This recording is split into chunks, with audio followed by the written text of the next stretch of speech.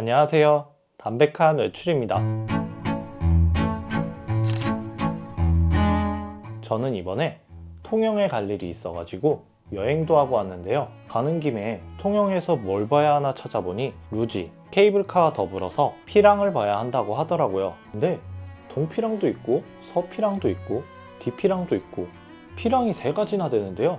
뭘 봐야 하나 고민하던 중에 그냥 다 보고 왔습니다. 그럼 통영의 피랑을 보고 온 영상 같이 보실까요?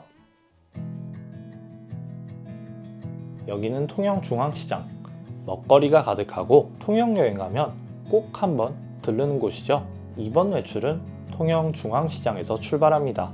통영의 피랑들은 중앙시장이 있는 강구 안에서 그리 멀리 떨어져 있지 않은데요. 이 피랑이라는 말이 사실 절벽, 벼랑이라는 뜻을 가지고 있다고 합니다. 그래서 저기 보이는 높은 언덕이 동피랑이라는 이름을 가질 수 있었던 거죠. 그럼 가장 가까운 동피랑으로 한번 가볼까요? 이렇게 시장 골목 사이로 난 길을 따라 오르면 벽화를 볼 수 있는데요. 2007년 당시 달동네였던 이곳은 공원화가 예정되어 있었는데 푸른통영 21이라는 시민단체가 예술인들과 함께 이곳에 벽화를 그려 관광지로 성공시키면서 통영 대표 관광지로 재탄생되었다고 합니다. 사실 벽화라는 것이 요즘은 많이 그려져 있으니까 크면 얼마나 크겠어 싶었는데 웬걸 생각보다 다양한 주제로 마을 전체가 벽화로 그려진 예술 작품입니다. 이게 작은 벽화도 아닌데 하나의 큰 그림으로 짜여진 테마가 있기도 하고 걸으면서 보기도 좋은데 사진 찍고 놀기도 좋습니다.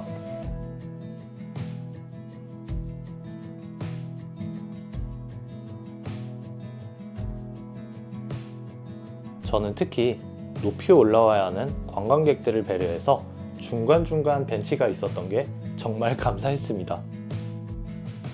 동피랑에서는 귀여운 고양이도 볼 수가 있고 날개 밑에서 사진도 찍을 수가 있고 동화 어린 왕자에 나왔던 한 장면을 볼 수도 있었답니다. 저는 아직도 이곳에서 기억에 남는 작품이 하나 있는데요. 폐가로 남아있던 공간을 벽화를 그려 예술작품으로 재생시킨 공간이었는데요. 딱 봐도 무너질 듯한 허름한 집, 벽화가 그려져 있길래 한번 올라가 보니까 아니 여기에 우주를 수놓았는데요. 은은하게 들어오는 햇빛 덕분에 이곳의 분위기는 너무나도 신비롭습니다. 마치 오래된 벽에 우주인의 이야기가 남아있는 것 같은데요. 낡은 집을 허물지 않고 그 자체로 공간에 이야기를 새겨 넣어 예술작품으로 남겨놓은 이 장소가 저는 너무나도 마음에 들었는데요. 뭔가 단지 벽화로 치부하기에는 이 공간이 정말 특별하게 느껴졌습니다.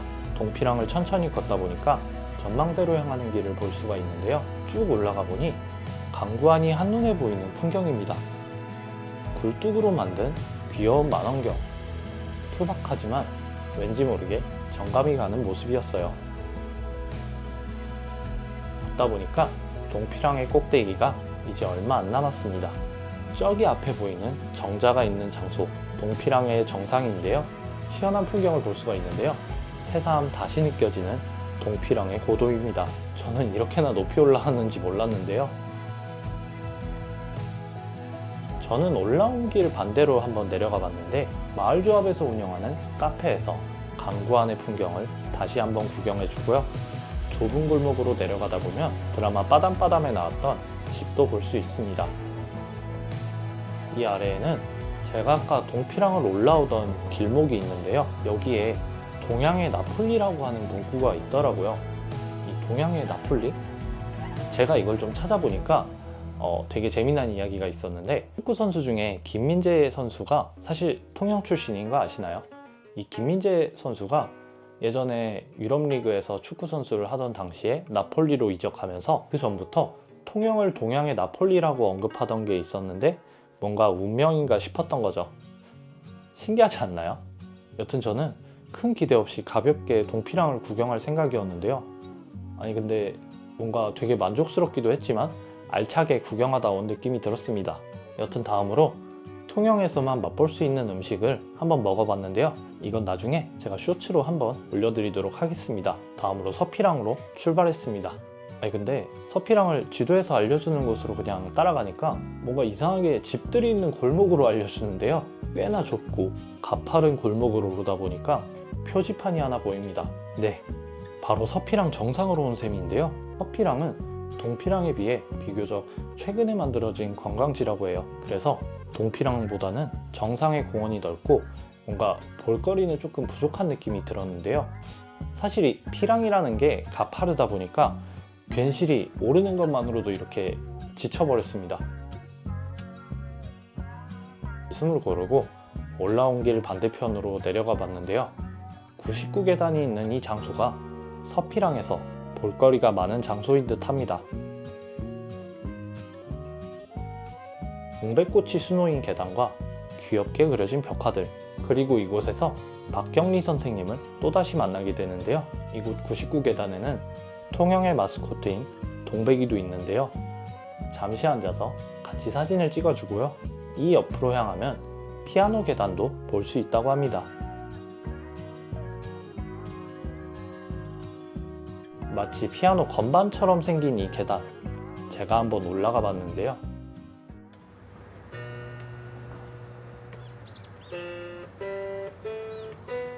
아니 근데 소리가 나는 계단이 있고 소리가 나지 않는 계단은 훨씬 더 많습니다. 왠지 모르게 야외에 있어가지고 관리가 좀 시급해 보이더라고요. 저는 좀 기능을 좀 제대로 못하고 있는 게 좀 아쉽더라고요. 99계단 아래에는 이렇게 동백이 관련 굿즈를 파는 장소가 있었는데요. 제가 짐만 좀 덜 가져왔었으면 아마 굿즈를 사갔을 것 같더라고요. 너무 귀엽지 않나요? 사실 서피랑을 간다고 하면 이 99계단을 통해서 올라가는 사람들이 많다고 하는데요. 하지만 저는 이 99계단을 통해서 반대로 내려와 본 입장에서 느끼는 바를 좀 말씀드리자면, 제가 다음에 통영에 이렇게 동피랑과 서피랑을 구경하러 온다면 서피랑에서는 이렇게 99계단만 둘러보고 바로 동피랑으로 가버릴 것 같아요. 저는 개인적으로 지형적으로 이렇게 피랑이 가파르다 보니까 무리해서 둘 다 오르는 건 괜히 힘 빼는 일인 것 같기도 하고요. 정상에 공원이 서피랑은 되게 넓게 있다고 했잖아요. 벽화마을의 아기자기한 그 느낌이 안 난다고 해야 되나? 그래서 좀 더 동피랑이 저는 괜찮았던 것 같아요. 달동네를 예술 공간으로 만들었다는 점에서 동피랑과 서피랑이 좀 겹치는 느낌이 있다고 생각되는데요. 빠듯한 여행 일정이라면 저는 하나만 봐도 괜찮다는 생각이 드네요. 저는 다음으로 디피랑 보기 전에 강구안 근처에 있는 공원에 좀 들러볼까 하는데요. 이 공원 같은 경우에는 제가 서피랑보다는 여기를 가라고 좀 추천해 드릴 만한 장소인 것 같아요. 살짝 늦은 오후에 찾은 통영의 이순신공원. 이 공원 같은 경우에는 대중교통이나 걸어서 가기에는 쉽진 않은데 강구안과 통영중앙시장에서 그렇게 멀지가 않아가지고 차로 가기에는 좋았는데요. 나무데크로 이어진 길을 따라 올라가니까 저기 멀리 이순신 동상이 보입니다. 그리고 전방에 펼쳐진 시원한 바다 풍경, 왠지 가슴이 뻥 뚫리는 것 같은데요. 통영 시내에서 그렇게 멀지도 않은데 이렇게나 시원한 바다 풍경을 볼 수 있는 곳 정말 좋지 않나요? 게다가 해안로를 따라 산책로도 있습니다. 파도가 일고 있는 해안선을 따라 거칠게 깎여있는 갯바위를 볼 수가 있는데요. 마치 조각칼로 조각한 느낌이라 신기했습니다. 걸으면서 즐기는 통영의 바다, 관광객들에게 유명하지 않을지는 몰라도 저는 이 공원이 통영에 숨겨진 보물일 것 같다는 생각이 드는데요. 이렇게 해안길을 따라 걸으니까 직접 올라가 볼 수 있는 커다란 갯바위도 있습니다. 아니 근데 생각보다 엄청나게 크더라고요. 파도가 일렁이는 곳까지 걸어가서 보니 넓은 바다에서 보는 수평선이 정말 아름다운데요. 여러분들께서도 이렇게 해질 때쯤에 통영 이순신공원에 오셔가지고 해안길을 따라 걸으시면 제가 이때 느꼈었던 이 감성 느끼실 수 있을 겁니다.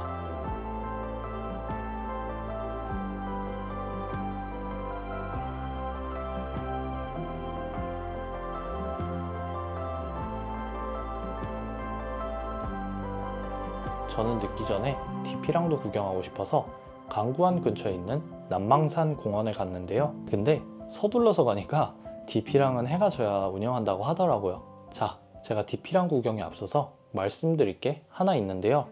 티켓 부스 앞에 이 라이트볼 보이시나요? 만약 아이와 함께 오신 가족분들이시라면 웬만해서는 이거 구매하시는 거 추천드립니다. 이 이유는 제가 영상에서 한번 설명드리도록 할게요. 여튼 해가 완전히 지고 나서야 입장이 가능했는데요. 불빛이 나 있는 길을 쭉 따라가면 이렇게 빛나고 있는 숲길을 따라 걸을 수가 있는데요. 여기 바로 앞에 캠핑하는 공간처럼 꾸며놓았습니다. 저는 자리에도 앉아보고 구경도 하고 싶었는데 불이 갑자기 꺼집니다. 제가 여기서 좀 실망한 부분이 있는데요.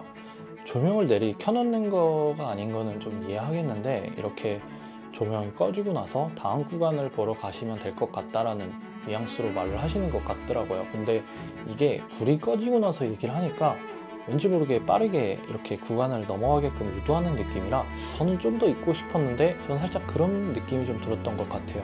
저기 앞에 애니메이션이 보입니다. 여기 아까 입구에서 봤던 캐릭터들이 보이는데요. 왠지 모르게 이곳에 온 걸 환영한다는 그런 멋진 퍼포먼스를 선보이고는 여기 문이 하나 열립니다. 여기 길은 왠지 동화 속에 들어온 그런 느낌이 드는데요. 반짝이 숲이라고 하더라고요. 아른거리는 조명 때문에 되게 신비로운 분위기인데요. 특히나 천장에서 내려온 빛나는 덩쿨들 그리고 바닥에서 빛나는 조명들이 굉장히 아름다웠어요.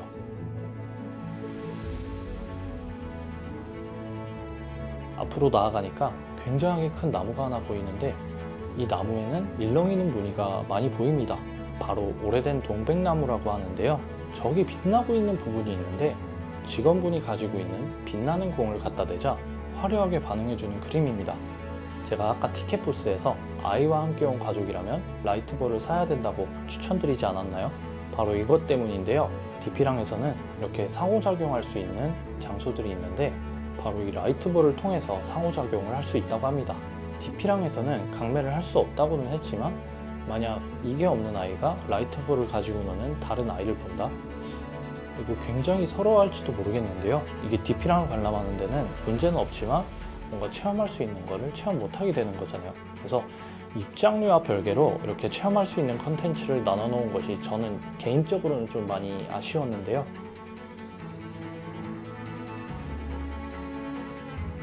물론 이와 별개로 디피랑에서만 볼 수 있는 디지털 예술 작품들은 정말 아름다운데요.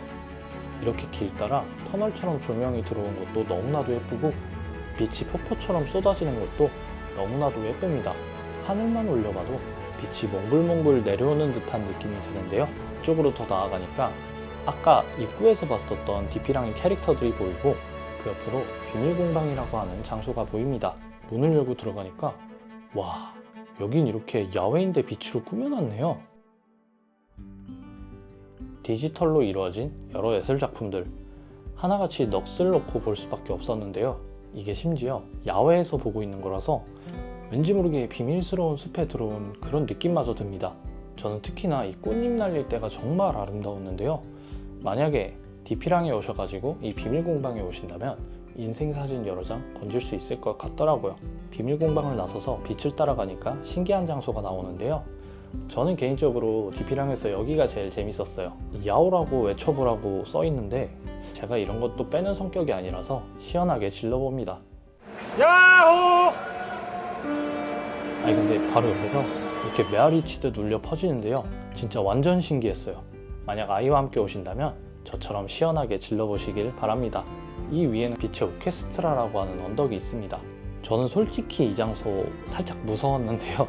여러분들께서도 이곳에 오시면 느끼실 수 있겠지만 뭔가 노래도 무서운데 이 빛도 살짝 뭔가 괴기스럽다는 느낌이 들기도 합니다. 물론 길은 되게 예뻐요. 그리고 빛의 오케스트라가 끝나는 지점에 디피랑이라고 하는 장소가 나옵니다. 커다란 절벽에 수놓인 영상들 마치 동화 속에서나 볼 법한 장면인데요. 여기도 참 아쉬웠던 게 사실상 마지막인데다가 하이라이트잖아요. 근데 여기도 디피랑을 체험하려면 결국에는 이렇게 라이트볼을 가지고 상호작용해야 되더라고요. 이거 왠지 모르게 라이트볼 없어서 좀 서러운데요. 제가 만약에 다음에 여기를 오게 된다면 라이트볼을 사서 갈 것 같긴 한데 이게 근데 다음에 또 올까 싶기도 해요. 저는 개인적으로 밤에 즐기는 통영이라고 하는 디피랑 정말 한 번쯤은 와볼 법하다고 생각은 하거든요. 사실 이 공원 전체를 디지털 예술 작품으로 꾸며놓은 전시공간? 이건 정말 여기서밖에 볼 수 없는 공간이니까요. 다만 이용권 가격에 대해서 라이트볼을 사야 체험할 수 있는 컨텐츠가 있다는 게 첫 번째 아쉬움이고, 두 번째로는 생각보다 많이 어둡기 때문에 사진 찍기 정말 쉽지 않은 데다가 마지막으로 눈으로만 아름다움을 담아야 하는 장소라는 게 정말 아쉬웠는데요. 이렇게 생각하고 보니까 라이트볼 점점 더 괘씸해지는데요. 근데 그럼에도 한 번은 와볼만 해요. 왜냐면 정말 아름답거든요. 요즘은 조명을 가지고 이렇게 꾸미는 장소가 많다고는 하는데 그럼에도 디피랑에서만 볼 수 있는 공간의 매력이 있으니까요.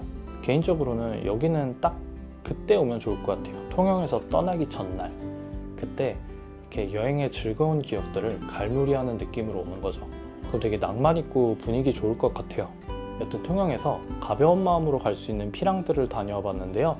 무엇보다도 통영 중앙시장과 강구안과 되게 가까운 곳이라서 어디든 한 번쯤 간단하게 갈 수 있어서 정말 좋았습니다. 특히 이순신공원은 서피랑 대신에 제가 좀 추천드리는 장소인데요. 해안길을 따라 걷다 보면 이렇게 시원한 바다 풍경을 볼 수도 있고 특히나 통영 로컬 느낌을 물씬 느끼실 수 있을 겁니다. 저는 피랑 중에서는 동피랑을 그렇게 기대하지 않았는데 정말 좋았어서 만약에 다음에 통영 여행을 오게 된다면 또 동피랑에 들러서 이번에는 어떤 벽화가 새로 그려져 있을지 기대하며 여행할 것 같은데요.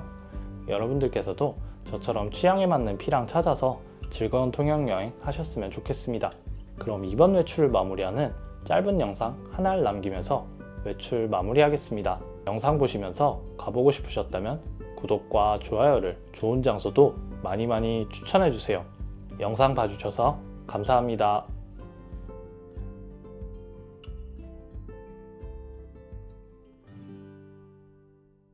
With you, I can't be sad with you. Just take my hand and fly up through the dreams where the skies are so clear. With you, I wanna stay with you. With you, I love the way that you love me today. Let's run.